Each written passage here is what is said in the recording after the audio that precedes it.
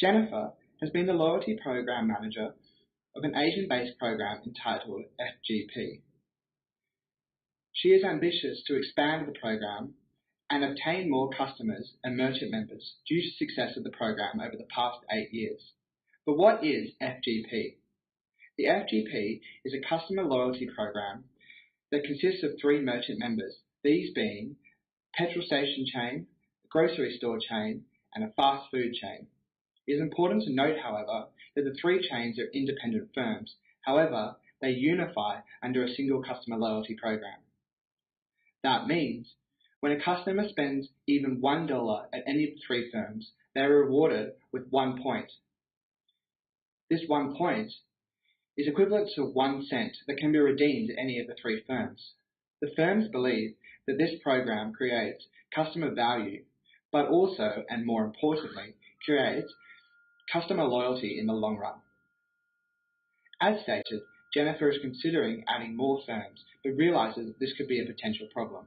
For us, this highlights a major managerial problem being, should the loyalty program be expanded to attract more customers and additional merchant members? Uncles, Dowling and Hammond 2003 paper highlighted that loyalty programs have often been used to provide mutual benefit to both consumers and companies. For the consumer, they receive the desired good at a discounted price using a reward system. But more importantly, and at the same time, companies benefit from this as they gain increased customer relationship through customer feedback and communication. However, it is important to note that loyalty programs' effectiveness is not always necessarily clear. Dowling and Uncle's 1997 article suggested that loyalty programs can be successful on the condition that they improve perceived customer value of a specific product or good. This then influences the consumer's decision-making progress. As such, from the FGP program brief, we have decided 2 key managerial problems we wish to address. Firstly, how to estimate and justify value of the loyalty program to each merchant member. And secondly, whether the program should be expanded to attract new customers and additional merchant members. From the examination of previous studies, we have developed 2 research questions in an attempt to resolve Jennifer's managerial problems. These being, what factors influence loyalty programs' values for merchant members and how much value does each factor provide them? And secondly, would a common fixed redemption account and a shared profit account be beneficial for the program and its members? If so, should the loyalty program expand as a result? Okay, so our first research question is, what factors will influence the loyalty program's value for merchant members, and how much value does it provide for them? So we started by conducting 2 ANOVA tests, and the reason we do this is because we want to know more about the population, and we also want to know which group should we be targeting in the future. So the first ANOVA test is on the racial identity. From the result, we can see that the race others have the highest mean value among the 3 groups, which is 6.11, which indicate that this group are most likely to promote the program to other people, and we should be more focused on this group in the future. And the second ANOVA test is on the cities. So we have set the neutral mean as 5 because the satisfaction rating is scaled between 1 to 10. And from the result, we can see that cities A, B, and C's mean values are all higher than 5, which indicate that we should be targeting these cities in the future. However, the p-values for the test is greater than 0.05, which indicate that there's the test result is statistically insignificant. And from the test, we can conclude that although there are differences between the test results and what Jennifer and the program used to target, the program's value cannot be determined by only the satisfaction ratings. And the firms will be more interested in the relationships between the satisfaction ratings and the purchase amount made by customers in which leads us to do the regression analysis.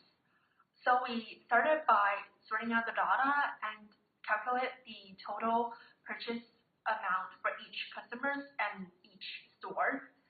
And then using these data, we conducted the regression analysis on each merchant members by setting the satisfaction rate towards that specific merchant members as the independent variable and the purchase amount in that store as the dependent variable. And lastly, we end up by doing another regression analysis on the overall satisfaction towards the loyalty program and the purchasing amount. Following the descriptive analyses discussed earlier, we now wish to delve deeper into the factors that influence the loyalty program's value for merchant members and how to quantify that value.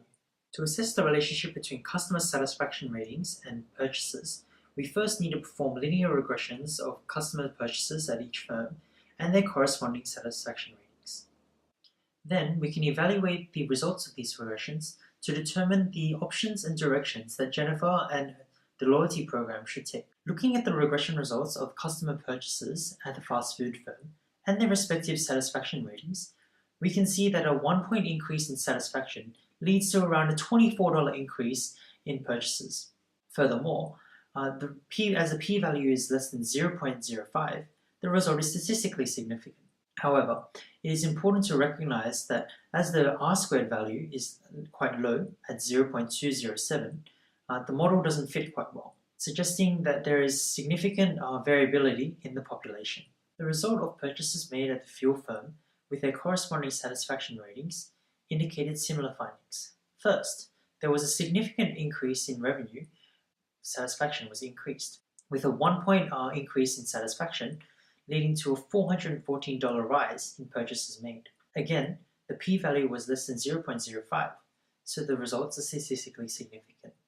But the issue of significant population variability was also evident, with the r-squared value being again quite low at 0.22, indicating that the model once again did not fit.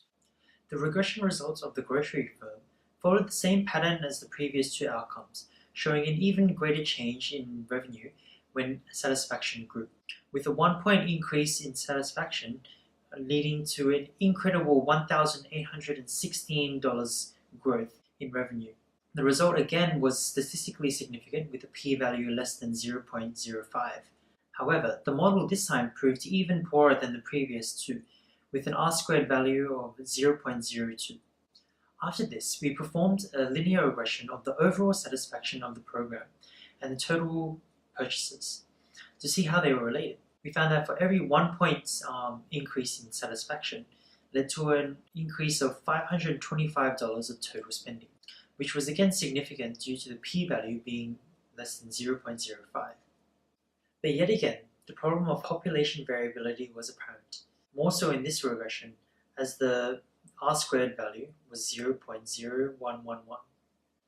These findings demonstrate that even increasing consumer satisfaction by just 1 point can have a significant positive effect on consumer purchases.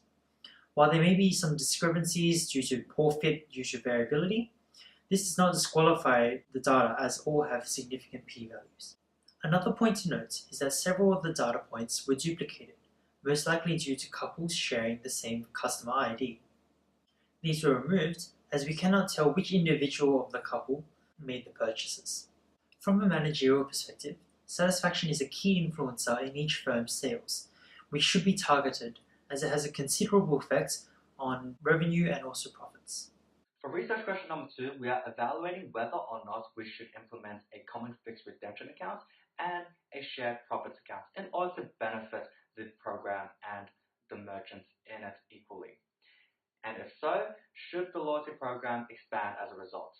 In order to answer this question, we need to look at the ratios between the merchants in the categories of their total sales amount, which is the merchant's earnings in this data set, their points rewarded, which is the amount of points that the merchant awarded to consumers to spend at other merchants or at their own places, and points redeemed, which is the amount of points that the merchants redeemed for a consumer and suffers the cost of that 1 point.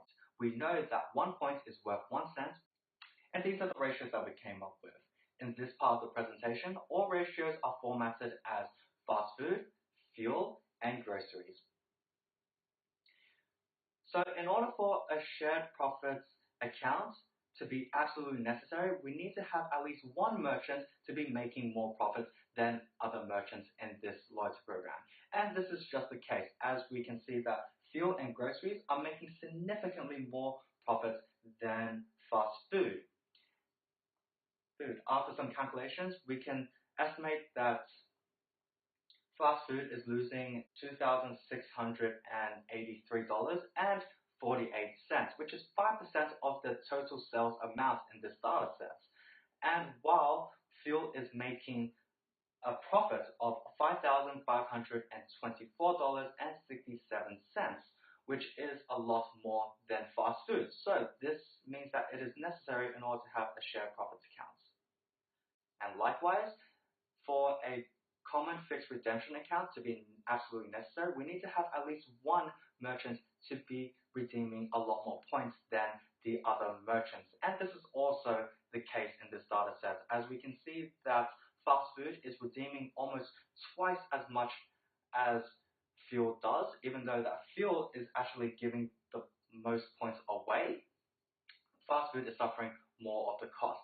And because of the exploitation that products that are under discount cannot be further discounted with points redemption, we can see that grocery has 0 points redeemed. So it is absolutely necessary for a common fixed redemption account and a shared profits account to be necessary, and the merchants to determine how the cost of the points be split among them. Only then is it viable for this loyalty program to expand, as merchants that want to join this loyalty program don't want to get discouraged because they feel like that they are getting taken advantage of, and would much more feel at peace if they have terms and conditions that they are satisfied with, that they can reap all the benefits. So to conclude, in answering research question 1, which is what factors influence the loyalty program's value for merchant members and how much value does it provide for them, we looked at satisfaction of customers according to race and city first to get a better understanding of the population and which section of it to target in order to get the best promotional yield. So pertaining to race, we found that the other races group had a slightly higher rating of net promotions. Furthermore, our results revealed that race 2 will be the most likely to promote the program to others. However, all groups had a mean of 5 and above, indicating a general willingness to promote the loyalty program to other potential customers. Pertaining to city, we found that city A, B, and C had an average satisfaction rating higher than 6, and therefore were more willing to promote than cities D and G, which had the lowest ratings. We then looked at the customer purchases and the respective satisfaction ratings of each merchant. We found that an increase in satisfaction by 1 increases the willingness to pay significantly for grocery, followed by fuel, and least of all fast food. We then performed an overall regression to get a more holistic understanding of how satisfaction increased total purchases, which was also significant in its findings. So from a managerial perspective, by increasing satisfaction for consumers by just 1 point, there will be drastic increases in total purchases. Whilst it could be argued that it isn't certain due to the low R-square result across all regression results, the data does show that not every consumer spending patterns are the same, and as such, variability is a consequence. However, this doesn't mean that the findings are not reliable, as all regressions also had a significant p-value. Given this, it can be expected that satisfaction is a major influencer in each merchant's performance in regards to total purchases and ultimately profits. So, in the end, for research question 2, which is, would a common fixed redemption account and a shared profit account be beneficial for the program and its members? If so, should the loyalty program expand as a result? We look to answer this by tackling the question by looking at the ratio between each merchant in the categories of total sales amount, points rewarded, and points redeemed, and what the different relationships revealed. So ultimately, we found that despite fast food having the lowest sales amount, it is losing the most revenue as it has the highest point redemption. Fast food is also making more of a loss than a gain in this program, as it has more points redeemed than points rewarded. Fuel gives the most points away, therefore should carry more of the cost, and exploitations of promotions by groceries, which has 0 redemption points, is stealing from other merchants. So for a shared profit account to be viable to implement, there had to be at least one merchant making more profit than others. Our results reflected this is the case where fuel and groceries are making significantly more profit than fast food. Similarly, a common fixed redemption account would only work if a particular merchant was significantly getting more points redeemed as opposed to the others. This is also true for a particular case where fast food has the most, which is almost double the amount of points redeemed compared to fuel, and grocery has none. By looking at this example, it can be concluded that a shared profit and common fixed redemption account would be beneficial for merchants that have low profit, high redemption rate as compared to others. However, there will obviously be a chance for these merchants to protest the system because they have a higher sales and lower points redemption. But if they see the value in merchants like fast food in this case, they may agree to come to an agreement and determine amongst themselves how exactly to split the shared profit account and fixed redemption account, where the main purpose would be to make things more fair for each participating merchant. Given this, it would be viable to expect expansion as more merchants will want to join the loyalty program if they feel they are satisfied with the terms.